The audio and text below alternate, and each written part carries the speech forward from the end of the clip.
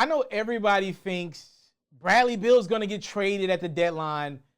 Look, I don't know how much validity you put into my sources and how plugged I am in with the league. I'll tell y'all this. The name that the media keeps floating around is Beal. Beal. He's unhappy. He plays on the Wizards. They just had the mega trade with John Wall and Russell Westbrook. All the headlines went there. So Bradley Beal is the guy that you see on your TV screens night in, night out. Will he get traded? Is he going to get traded? All the blog sites post about Beal every night. He's on the sideline with the body language that looks crazy. Beal. I don't believe for 1 second Bradley Beal is going to get traded at the deadline. As a matter of fact, he said he doesn't want to leave Washington. I think the brother wants some help in Washington. I think a year away from now, the Bradley Beal trade conversations will be for real. Not today. He's going to pout. He's going to, he hates losing, clearly. We're a year away from Bradley Beal being traded. I believe that.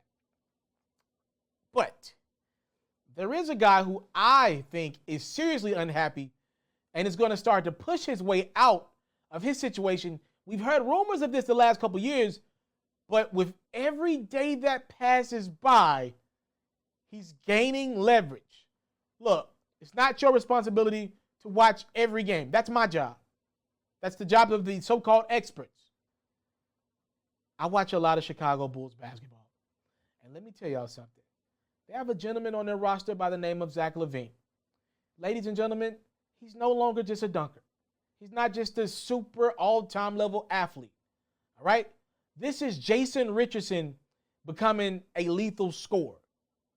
This is some of whatever the best dunker you could think of that was like a role player. This is that guy becoming a top 15, 20 player in the league. Zach Lavine is for real.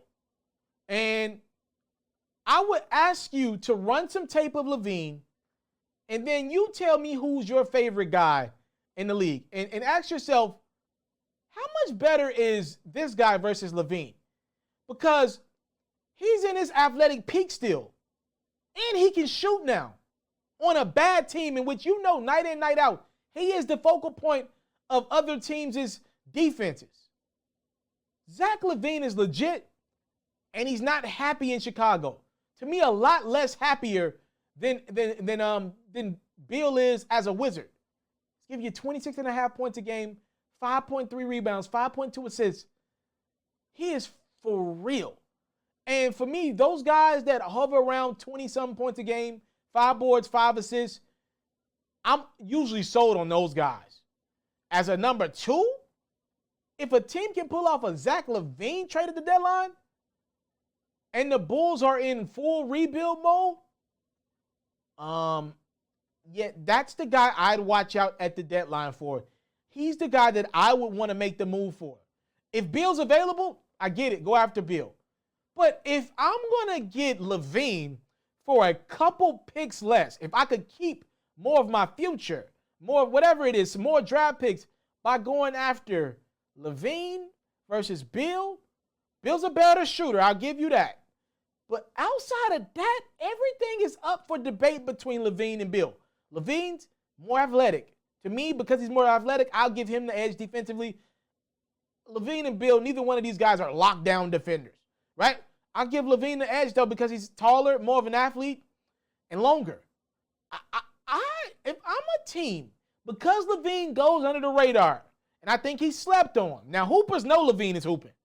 But because he goes under the radar, if James Harden could work in Brooklyn as a 3, if you got the necessary cap room, the assets to go get Lavine, and if he's going to be your 2 or a borderline 3, I think his name will become very hot around the deadline. He's the guy that I would look at, and if he's seriously on the market, which I do believe there's a chance, his agent, they might start to float some things out behind the scenes because he ain't been happy, and he's balling this. Like in the past, the conversation of Zach Lavine being an all-star was like, he's putting up some numbers, but he's on a bad team. He will be an all-star this year, 100%. He will make the game. The Bulls are winning enough this year. With him being an all-star, right before that deadline, remember, with the weirdness of this year, the all-star game is, again, now it's back to being before the trade deadline, which is end of March, Lavine's name will be hot. And then remember this, if the NBA is able to pull off this All-Star game in Atlanta, Lavine is a guy, since he will make the game for the first time, there's going to be open lanes for dunks, right? Lavine can light it up from three. I'm talking about he can get hot quickly. Lavine will be a guy that I wouldn't be surprised one bit with a chip on his shoulder in that All-Star game and goes out there and puts on a show and wins All-Star MVP, or is at least in the conversation. He won't be an All-Star game starter, but he'll be in the conversation because he'll want to play big minutes. He's young, he's agile, and again, he's going to be somebody that gets to trending on Twitter because when he gets open space in like an All-Star game, he's going to throw it down, throw it down.